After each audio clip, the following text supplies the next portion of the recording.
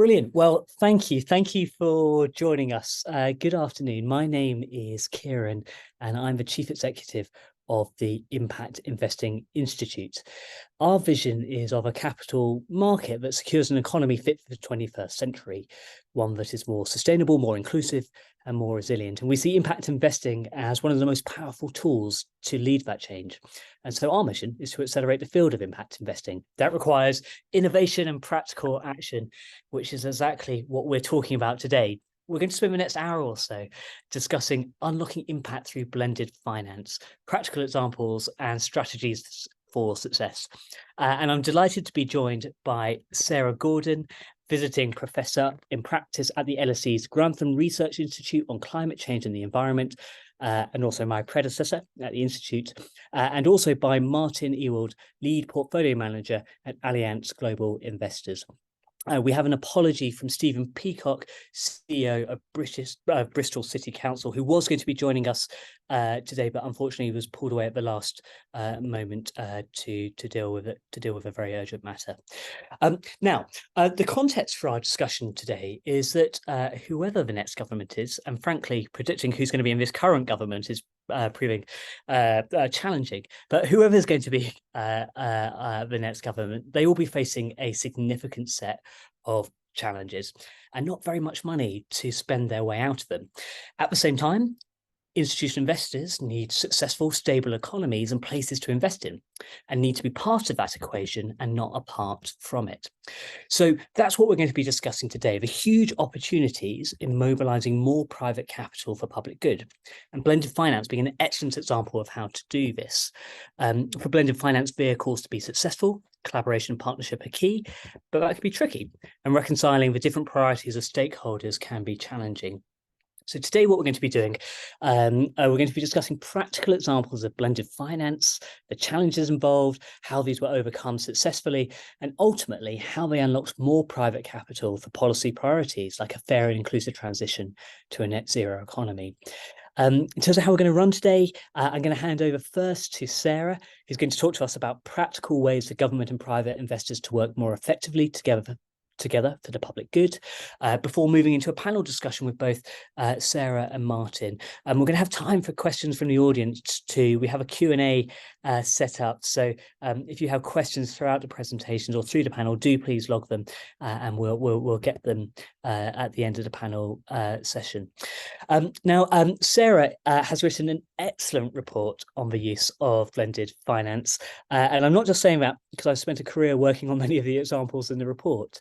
But I think what this report does is systematically and very engagingly, it sets out the opportunity for partnership between government and private investment, when it works, when it doesn't, and what some of the conditions might be for success. So, Sarah, to get us going, I wonder if I might hand over to you for the next 10-15 minutes or so to talk us through key messages from the report before we move into the panel discussion.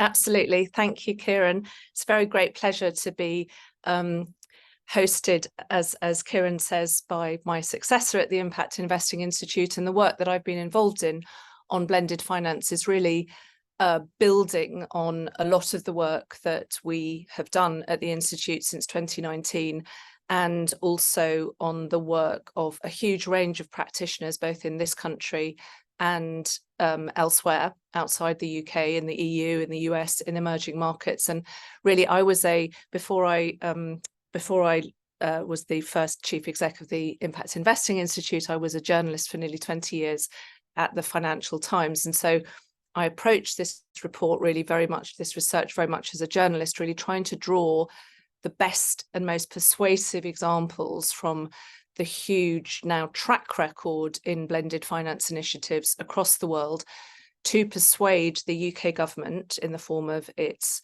current ministers, civil servants, and also the next UK government in 2024, whatever its political colour. And as Kieran says, who knows what that's going to be? Seems even more difficult to call after yesterday's rather exciting political developments.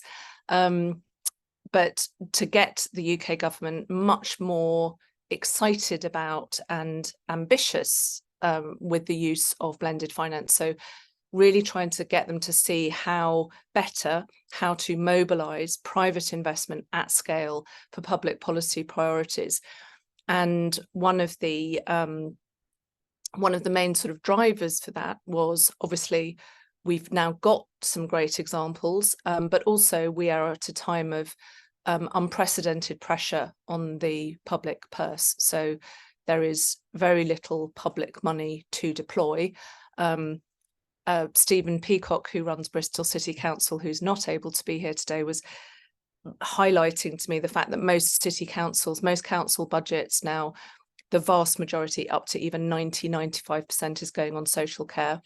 And in these sorts of environments, we urgently need to get more capital at scale into these huge priorities. So that's what the research was really focusing on. In my years as a journalist and at the Institute and now at the London School of Economics, I have found that the most persuasive advocacy is to not just talk about what can be done, but show how it can be implemented. And the approach I've taken in this work is to say, okay, this is the opportunity. Here are examples of what has worked in the past. And here are the pathways which could really enable you to scale these kind of financial solutions to really unprecedented degrees. Because I think that for many of us in the world of impact and blended finance, one of the frustrations is that whilst there are now so many good examples of successful blended finance in practice, it hasn't taken off, neither in the development finance world nor in the developed markets. It hasn't taken off to the degree that that we really think it could and has the potential to do. So, and one of the other problems, there are two big challenges that I think certainly in the UK, and I know we've got a lot of people in the audience who are not from the UK, so much looking forward to your perspectives and questions in the Q&A. There are a number of reasons why people don't do blended finance when it could be a great solution. And one of them in this country is the legacy of previous public-private partnerships, which is a very mixed one, to put it mildly.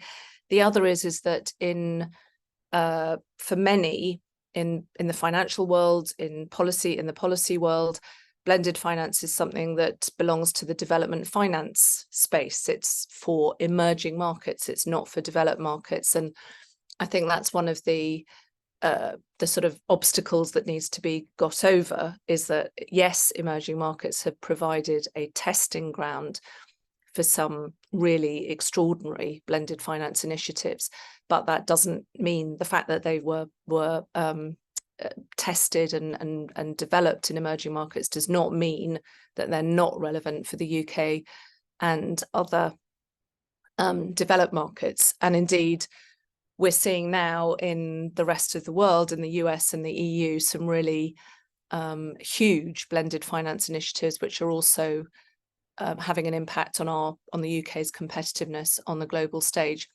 I'm just going to quickly share a couple of slides just so that we can sort of anchor this discussion. As I've just been suggesting, the government has an opportunity now to mobilise far greater amounts of private investment for policy priorities than is the case now. And really what you're looking at is the opportunity for government, and because as well as showing government what has been done elsewhere, showing them implementable pathways, what really helps is if you tell government it's not going to cost them any money. And although obviously a blended finance structure does involve some public money, what the offer that it makes is to leverage in far greater multiples of private investment alongside the public investment. So really what you're saying is not, it's not that it costs nothing, but it's that you can spend your taxpayer dollar more efficiently and more effectively. So for every pound of taxpayer money, you are leveraging in 3 times or 5 times the multiples of private capital. So you're using public money as a policymaker, you are using public money more smartly, more effectively, and at greater scale. And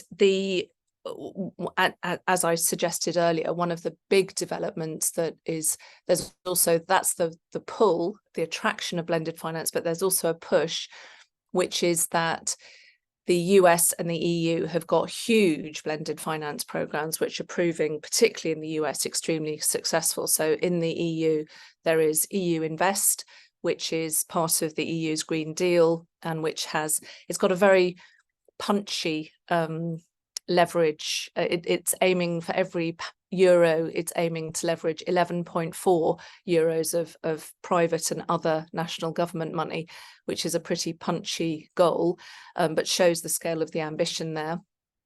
And in the US, the Inflation Reduction Act is providing a huge range of both tax credits, guarantees, and a range of other incentives, both financial incentives and what you might call policy enablers, to attract private finance into climate opportunities in the US.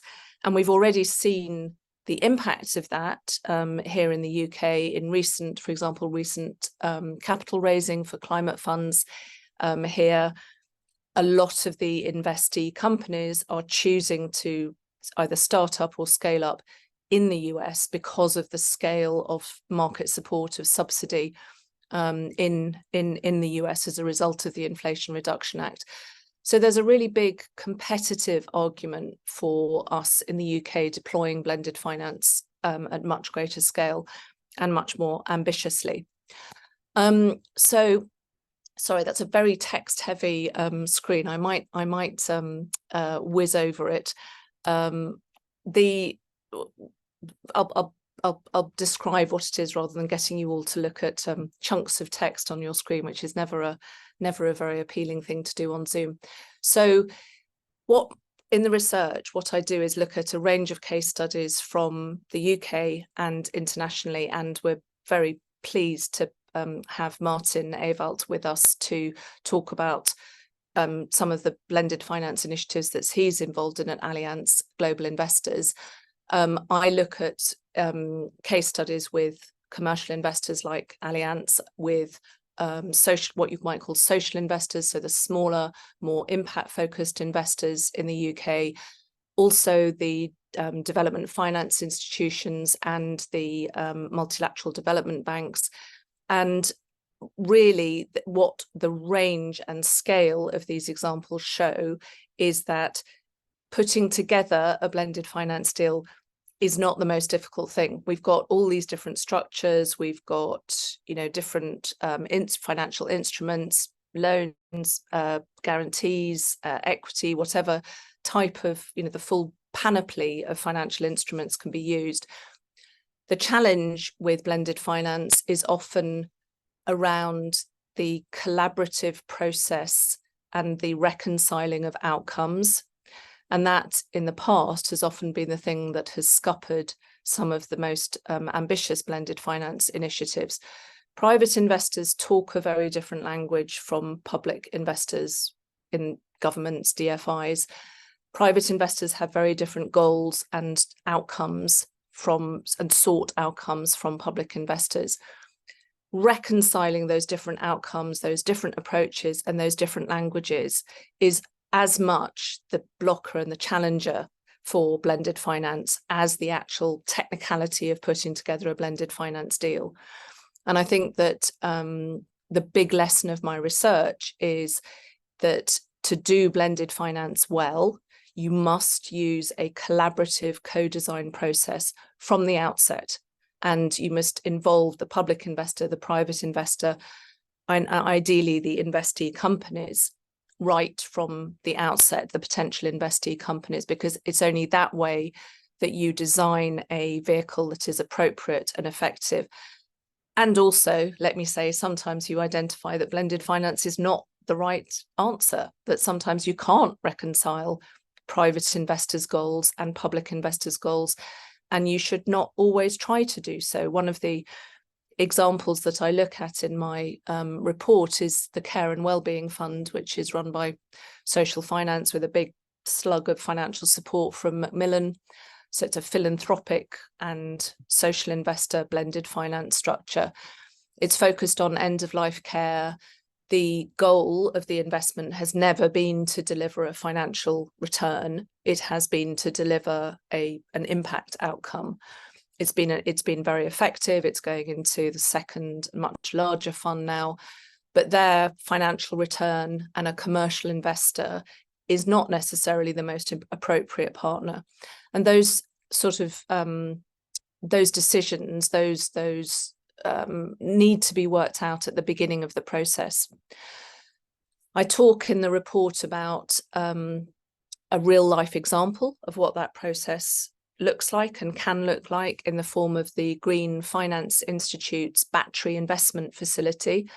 Very exciting initiative that the Green Finance Institute has pioneered with the involvement of government, private investors and investee companies. And what they did is that they took the challenge, so the market failure, as the UK government loves the phrase market failure, but what market failure means, as doubtless all of you in the audience are aware, is why isn't there a functioning market in this thing, in this area where we need there to be a functioning market, and what can we do to create a market essentially, or to improve a market or get a market working sustainably. So we have a lot of battery in the UK. We have a lot of battery startups. We don't have a battery industry at scale. What's stopping it? So the first thing that the GFI did was sit down with the public investor and potential public investor in the form of government, some private specialized investors in the battery space, and critically the companies involved, and said, okay, what is the nature of the capital gap? What's the problem that you're facing? What kind of capital is it that you need? And through that process, they identified that it was not startup capital that was the issue, wasn't startup capital that was missing, it was scale-up capital. And it was particularly scale-up capital in the form of equity rather than debt, which was a surprise to the GFI, who thought that it was more likely to be a loan and a debt gap. And were there really genuinely investable opportunities at scale? Yes, there were. There were these large numbers of companies. There was a willing and able body of private investors, but there was needed some seed capital for that next stage, that scale up stage was the thing that was missing. So that collaborative design process really then fed the design process for what hopefully will be the battery investment facility. Just to finish, Kieran, I'm aware I'm going on a bit. I also focus on, so the case studies that I talk about in my report, they can or could be replicated now. There's nothing that needs to happen except to just do more of them. However, I'm identifying 6 enablers which could really transform the scale of how government could work with private investors in this country, but I think there are lessons for countries outside the UK.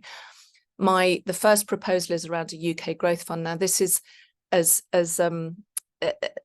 we know from the Impact Investing Institute, we all like to focus on dealing with what's pragmatic and out there. There are, whichever government is in power at the end of 2024 in this country, there will be some type of growth fund. In fact, some type of growth fund will be announced at next week's autumn statement by the Chancellor. So my efforts here have been to propose something which is actually practical and crucially attractive to private investors, because what government often forgets is you need to design something that private investors can invest in and want to invest in. So it's a fund of fund structure which would attract VC funding from pension funds and others, with an envelope for sector specific funds, VC funds, which would be run by private managers. And we can talk a bit more about any of these enablers in the Q&A if you want to delve into them in more detail. Just to finish on point 3 here, which is the government blended finance expertise and oversight unit. one of the big issues with previous attempts to work with private investors. So, for example, the private finance initiatives in the UK in the 1990s and 2000s. One of the reasons that so many of them foundered was a lack of skill and expertise, particularly in government, around blended finance approaches and structure. It's not a language that government is comfortable with. Government is used to grants and a grant mentality. And so one of the important things I'm proposing is to have an expertise unit which can share expertise across government, across local authorities, across councils, and take advantage of some of the opportunities out there. Kieran, I'll stop. Brilliant. Thank you, Sarah. A great deal in there, which we're looking forward to getting into in the panel, and there are some great questions coming through as well. So do please keep those coming. Before moving to Martin, Sarah, just a couple of questions, if I may. I'll take chair's prerogative here off the back. Imagine that I'm a genie. It's a fairly niche genie here, in that I can grant you three wishes on blended finance, but particularly the sort of enabling environment for that important act that you're describing of co-creation, of translation between sectors that often use entirely different language and have different mandates and often different, though potentially aligned, aims. Where would you place your three wishes? I think that one of the encouraging things is that, and you'll know, Kieran, because you were in the Cabinet Office, the government and Treasury has traditionally been very hostile to the concept of blended finance, in part because it involves a ceding of control, and government rightly wants to deliver value for money as well as impact for money. If I had three wishes, so one of the things that I think will really resonate with you is I passionately believe that the government should shift across departments to an outcomes-based approach, where it decides what it needs to do and then works back from the outcome to the process. And secondly, where an outcomes-based approach allows it to hold itself accountable, not just delivering impact for money, but value for money, which is that dual impact for money, value for money combination that I think would make such a difference. Not just, one of the most interesting things from my case studies is that if you follow an outcomes-based approach, it doesn't just ideally deliver the outcome and make it transparent how you hold yourself accountable for the outcome, but it also changes your ways of working. So there's fantastic quotes from the NHS around some of the health case studies I look at, saying, this just changed the way we approach challenges. So that would be one wish. The second wish really is just for a political commitment at the highest level to a blended finance approach, to mobilizing. I have this number of £50 billion, but it doesn't really matter how many billions, but I really would urge the political parties to commit it very positively to that goal, because it's only when you have leadership from the top that you then get the cross-departmental cover to do some of this stuff. And it's difficult, it's difficult, blended finance. It's not easy to do it well. So you need that cover and that really high level political commitment. And then I think the third thing, which is quite nerdy, but we spent years at the Institute, and you're doubtless still gnawing away at this problem. New guidance on fiduciary duty from DWP and DLUC, so the Departments for Levelling Up, Housing and Communities, and the Department for Work and Pensions. Until trustees of large pools of capital are given real comfort that investing for impact as well as for financial return is something not just that they can do, but that they should do, we are not going to unlock these flows of capital at scale. Thank you, Sarah. I'll go even further. I don't think we're going to achieve the net zero transition unless we can make more progress on that. Thank you. Well, let's move to Martin now. And thank you for joining us, Martin. I wonder if you might be able to play in an emerging and frontier markets perspective and an investor perspective on this. And when we get into the panel, I think we'll be exploring some of the similarities, some of the differences between thinking about blended finance in developing and developed market context. So, Martin, perhaps you could introduce some of the funds that you're involved in. Yeah, happy to, and thanks for having me. So we started with what I do, which is blended finance equity. So I think also one of the important parts is also to distinguish a bit between the different underlying instruments. So we do blended finance equity in my team, which we find rather catalytic. Blended finance debt also is very important to scale up things. So also Sarah alluded to the different stages in the life of companies.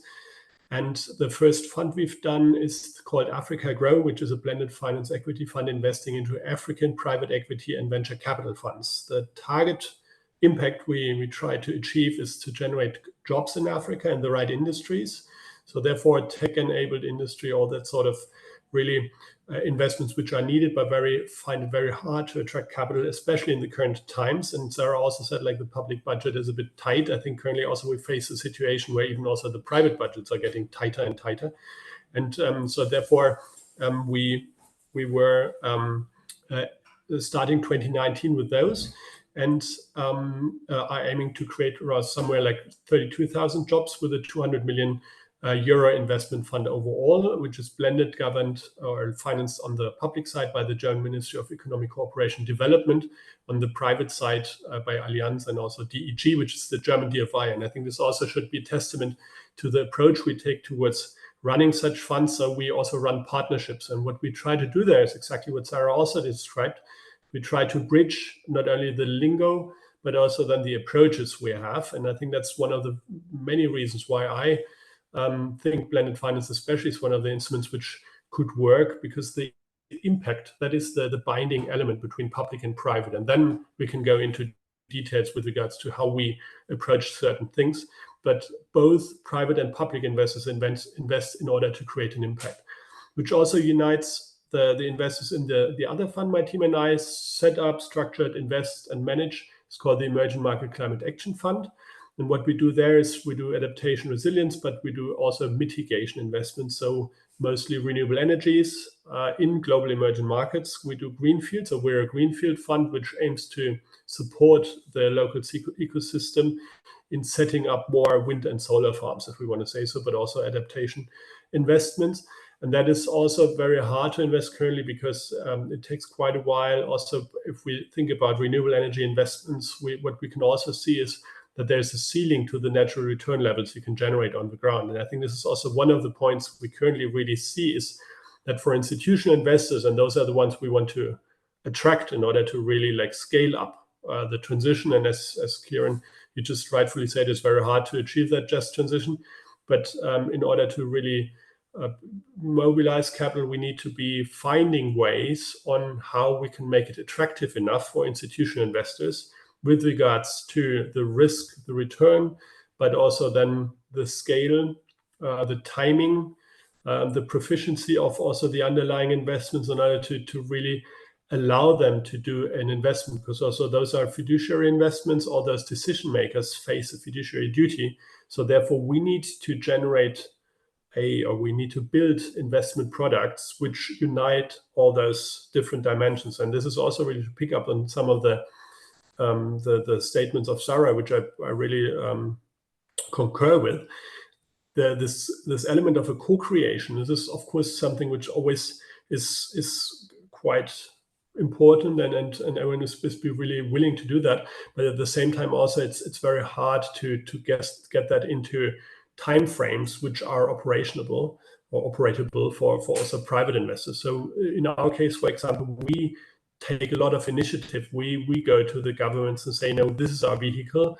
What are your opinions? And sometimes it's a bit of the other way around. So there might be some instruments like the Invest EU schemes Sarah just alluded to, which provides for guarantees. So that's mostly tilted towards debt instruments. And then investors try to find ways on how to make use of those. And I think therefore it's a bit of both. So the public hand needs to be willing and aiming to get closer to the private investors, and likewise private investors really need to invest time and effort to understand circumstances which they would need to create and bake into their vehicles in order to really make it also investable for the public hand.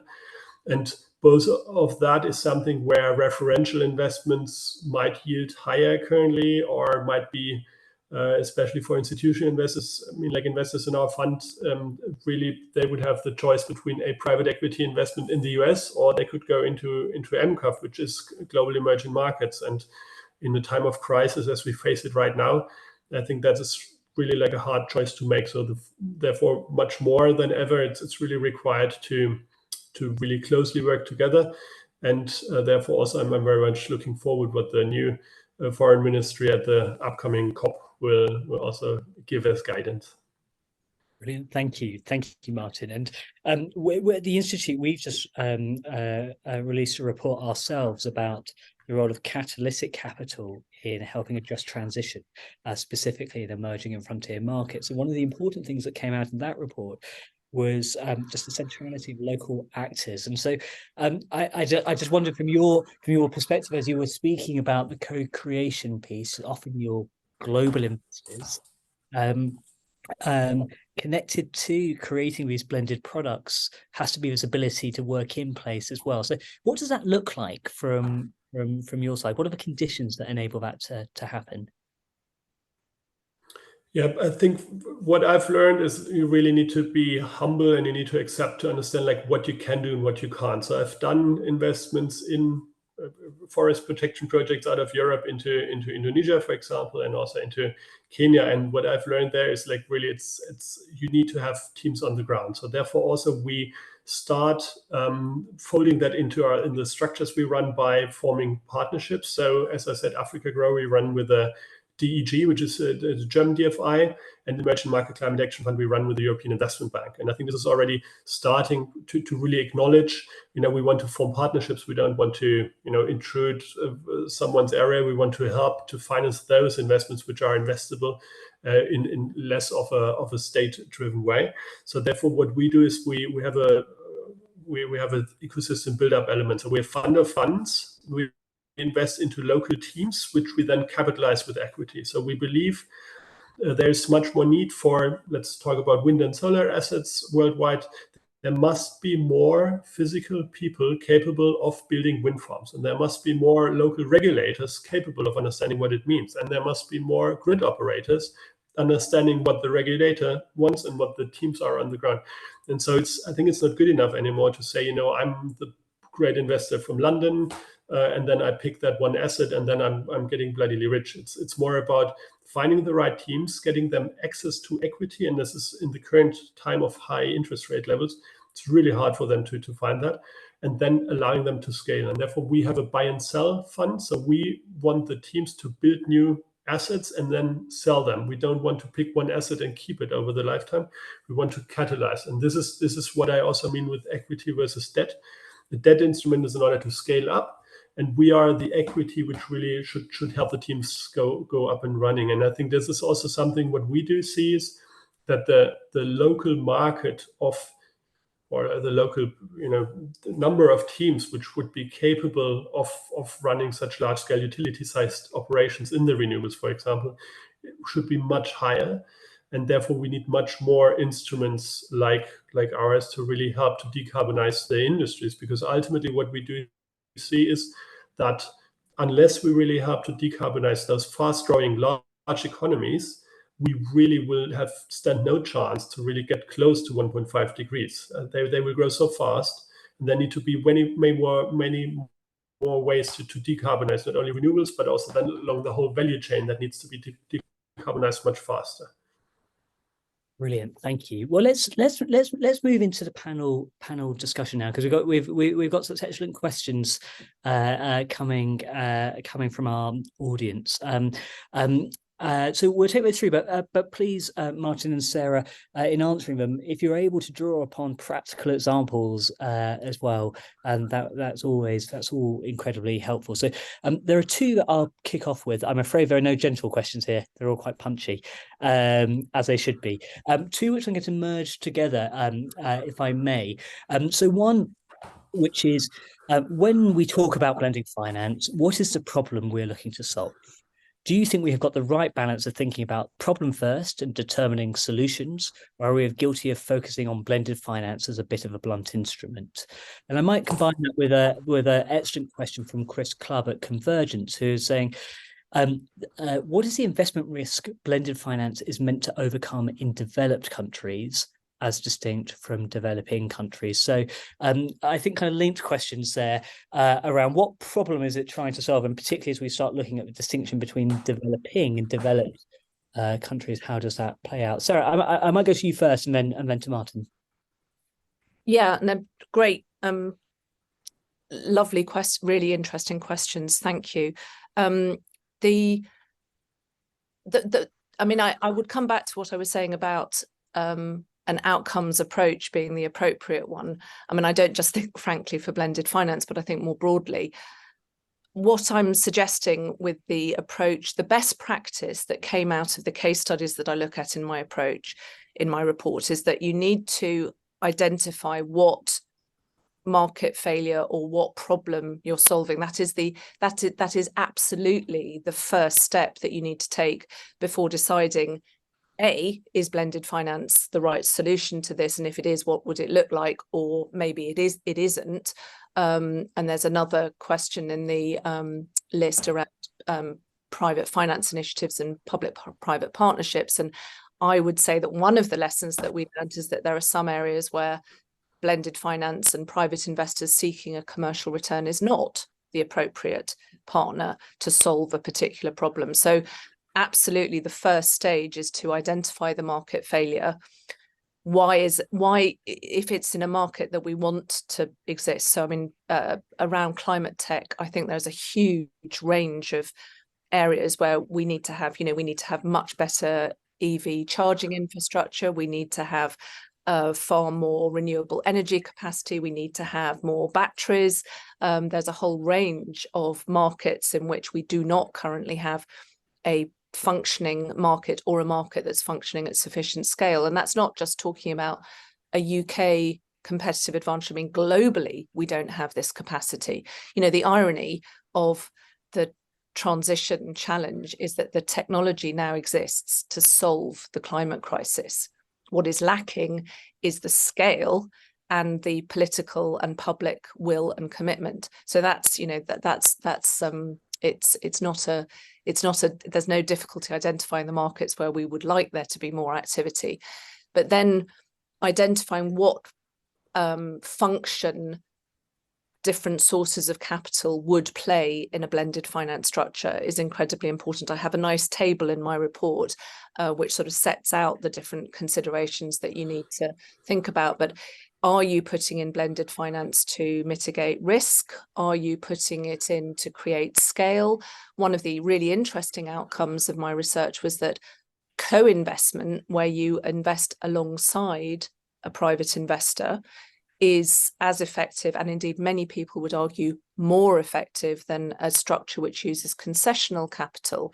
So I had an extremely interesting conversation facilitated by your fantastic board member, Jamie Broderick, Kieran, with Manfred Scheppers, who runs the ILX fund, which co-invests in loan portfolios that essentially mimic DFI portfolios, or are based on DFI loan portfolios, development finance institutions.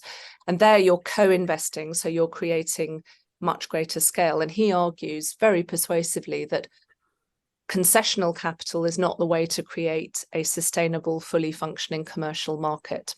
So he says co-investment. So a range of factors that you need to address. What is the problem you're trying to solve? Is blended finance the answer? If it is the answer, what is it mitigating?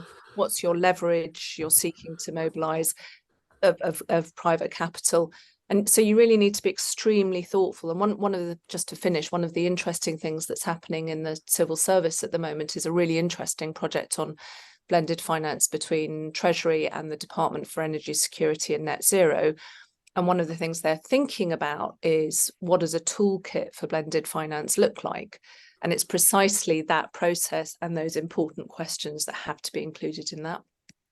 Brilliant. Thank you, Sarah. Martin? Maybe just to pick up on some of the points also Sarah just made. First of all, I think there's a massive difference, again, like in equity and debt, with regards to what is needed. Because I think the way you invest in debt instruments and then the existence of a co-invest is a whole different story than if you were to be thinking about equity. So in equity, really, like we face cases where, in the absence of such a structure, there is no way on how institutional capital could flow. Because here again, I'm talking about institutional investors, like they will always compare a referential investment. It is the underlying of MCAF or Africa Grow. Ultimately, like you have a private equity fund, for example, or you have an infra equity fund as an underlying. So therefore, for an institutional investor from the UK or the Europe or whatever, it's always a question into what do I buy, blended finance or not. So therefore, if you don't have concessional capital and you de-risk this very investment, because as I said, like there's a ceiling to the return levels, then it doesn't work. That's a bit of a different story in debt, because of course there's like the upside is a whole different story, and downside protection can be structured in a different way. So therefore, I think it's very important to distinguish between the two. And then ultimately, most of what I do is of course emerging markets, and in order to really demonstrate also the need, of course, you also have to be in line with state aid guidance. So also under EU law, if there is no lack of marketability or whatever, also it's very hard to really mobilize capital at scale. I think this is also something which we see with Invest EU. I think it's a bit of a different thing in the IRA. But ultimately, really, the impact you want to create is like there is a lack of capital. There's a gap somewhere which you want to address. Ultimately, if we then turn our view towards the developed or more developed countries and how we could use blended finance, I think it's needed, because one thing we don't have anymore, which is time. I think like everything in the past, if we would talk about hydrogen, then we say, in 20 years, hydrogen will be big enough. And then we can just wait, but that's nothing we can do. And we've waited far too long. I'm in climate finance now for 16 years. And every year towards the COP, everyone said, no, this year it might be blah, blah, nothing coming out. And all those tools we've been using for the last decade don't really scale up fast enough, which is why I think must be a different way. And also what I think, also talking about COP, which is quite important, is that we don't really try to invent new instruments all the time. Because for the public investors, it might be sometimes quite interesting to announce a new instrument. But for the private investors, we need a bit of certainty, and we need long-term planning in order to know, is it worth for us to launch the next fund and the next fund? And is it worth to really invest efforts to build up teams? And if then the instruments are constantly changed, that doesn't work. So therefore, I think that those would be my remarks. Great point, Martin. Not only do we have enough models, but actually at some point developing new models becomes a barrier to use of those great ones that we already have. There's an urgent question here from Aaron Kelschka, which I think is excellent. Now, obviously, climate outcomes and social outcomes are inseparable, but Aaron's question is a fine one, which is, according to the latest SDG progress report, only 12% of SDG targets are making progress with deals supporting SDG 1, no poverty, SDG 10, reduced inequalities, and SDG 3, good health and well-being, remaining low. How can we accelerate greater blended finance focus on the underinvested SDGs and SDG-aligned investing? Martin, I'd be interested in your thoughts on that as an emerging and frontier markets, and then Sarah, for you, I think it might broaden into a question of where's your instinct on where, in a domestic context, in the UK domestic in particular, the blended finance tool could be really powerful, especially beyond or aligned with the climate element. So Martin first, please. Yeah, and maybe then in my answer, I will really talk about the developing countries. So I think we do measure against SDG 1. So some of the KPIs we measure is really because, for example, in Africa Grow, we measure the number of jobs sustained, women employed. We measure the local corporate taxes being paid and the taxes being paid. So therefore, also what we can see there is that by capitalizing the funds, giving them access to equity, they create such jobs, and likewise, then they help really to pay local taxes, which then in turn really helps to work on the poverty, reduce inequalities. I think that's also the same where we try to measure against like the inequalities. But I think ultimately what we do see, for example, with good health and well-being, is it's very hard to invest in those areas. Like either you are really like aiming towards generating too high of a return case, but ultimately then that would be detrimental to your approach of trying to achieve the potential impact. So in other words, the trade-off between social impact and then the return requirements might be very hard to strike. In renewables, for example, if you build a bigger and larger wind farm, ultimately there might be a positive correlation between size and return. That's not always the case in health investments. So therefore, in other words, it's hard to invest and to scale. And I think that might be one of the reasons. Thank you. Sarah? In the discussions that I was having at the LSE earlier today with people who've been involved in blended finance for much longer than I have been, I think there's real frustration that after, you've really got 15 to 20 years now of really persuasive, positive examples of blended finance initiatives that work, that don't just deliver value for money, but deliver impact for money. And the question then is, why isn't it being used at much greater scale? And that has, that debate has been going on, particularly more in the development finance context. But I think it provides both a challenge and an opportunity for the UK. So I would say in the development finance context, there's always an alternative. And grants always an alternative, and people are much more comfortable with grants and a grant-led approach, particularly in the development finance institutions and the multilateral development banks.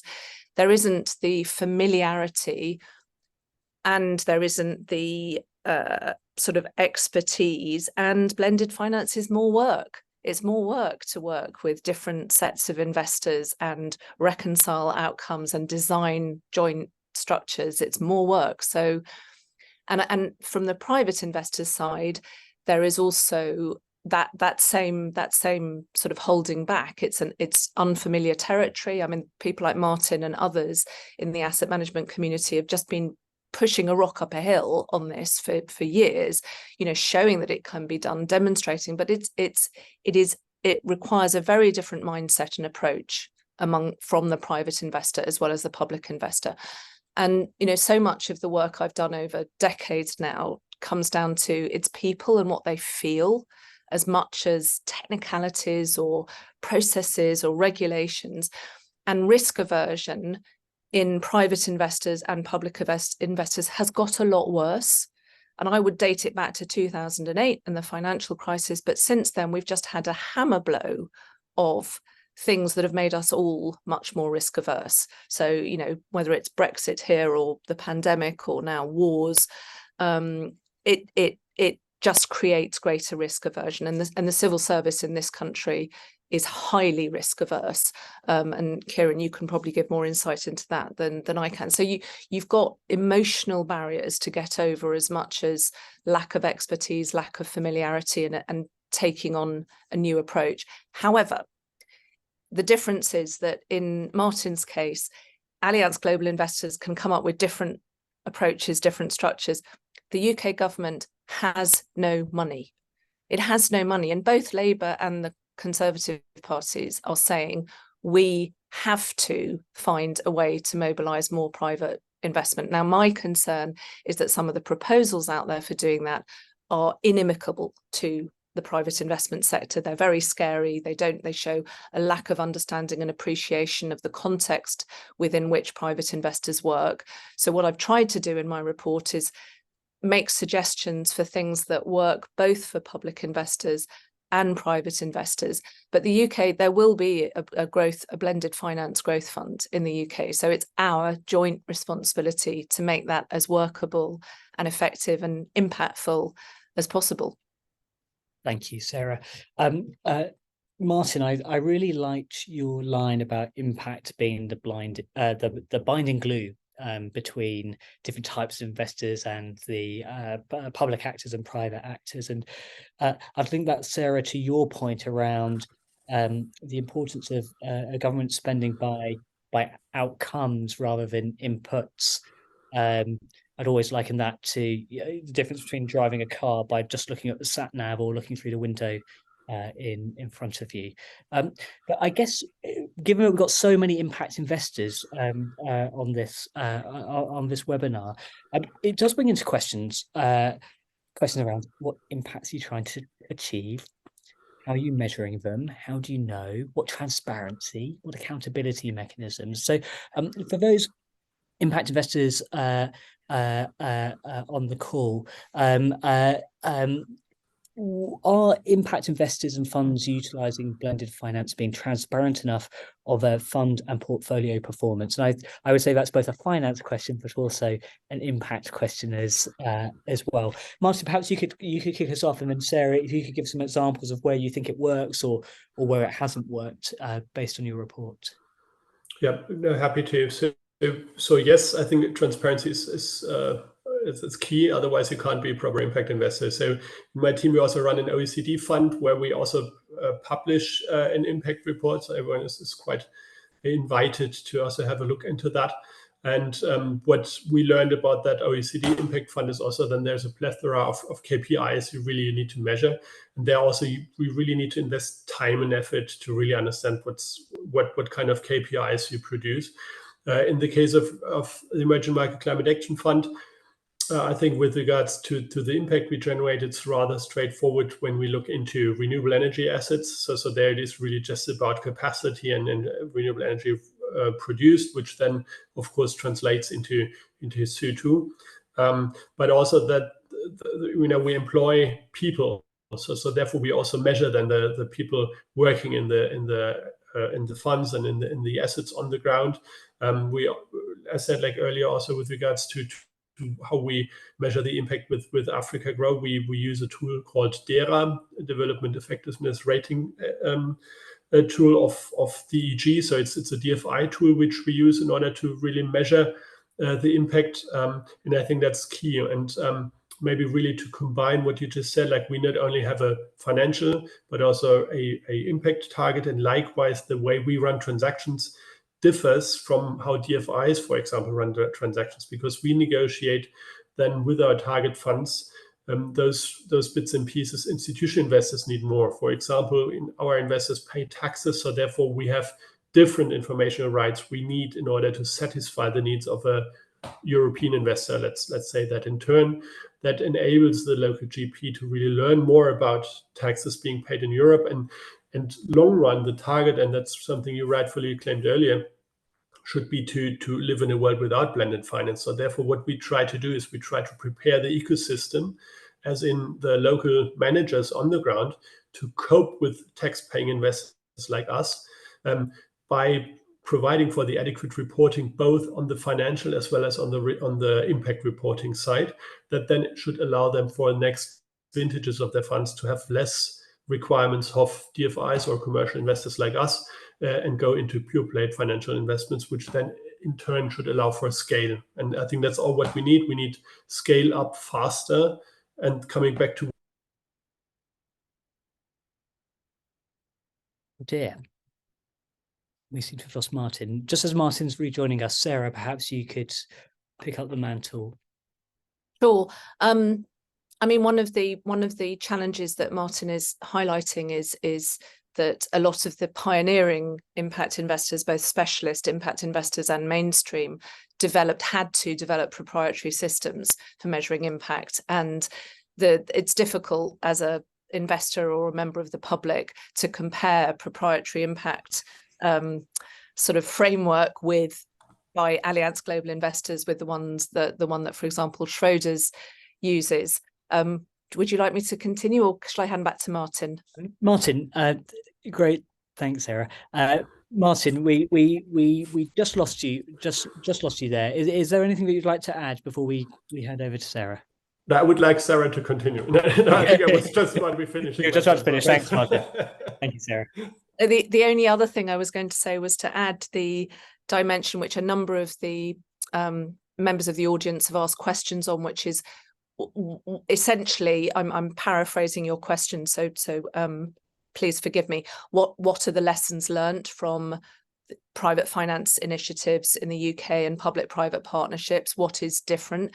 And I would say that identifying of the impact, the desired outcome, the desired impact, but critically the accountability mechanisms for delivering that impact as well as value for money are one of the big lessons that was learned from PFI in this country, where really the whole process and the transparency and accountability of PFI and many of the public-private partnerships were wholly inadequate. And there's an absolutely excellent 2011 report from I think the Treasury Select Committee, which really identifies a range of what lessons were learned from PFI. That accountability and transparency is one, but also critically is a proper and appropriate sharing of risk.